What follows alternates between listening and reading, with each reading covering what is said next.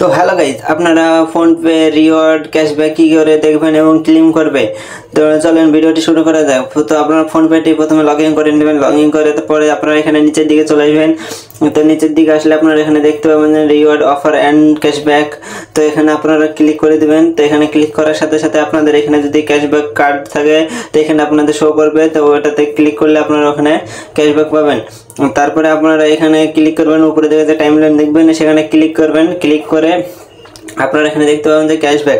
তো আমি দুটো ক্যাশব্যাকই পেয়েছিলাম, তার মধ্যে একটাতে 3 টাকা পেয়েছি, একটাতে 2 টাকা পেয়েছি।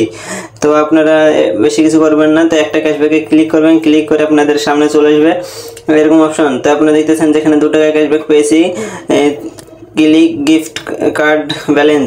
তো আমি এখানে গিফট কার্ড ব্যালেন্সে ক্লিক করব এবং আপনারা এখানে দেখতে পাচ্ছেন যে টোটাল আমার এখানে 5 টাকা পড়েছে।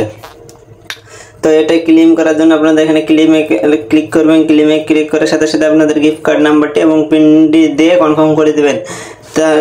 যাদের গিফট কার্ড নেই তারা এখানে রেখে দেবেন, দিয়ে আপনাদের এখানে রিচার্জ করলে এখানে ডিসকাউন্ট পাবেন। তো চলুন সেটা দেখে দিই রিচার্জ কীভাবে করবেন আর ডিসকাউন্ট কীভাবে নেবেন।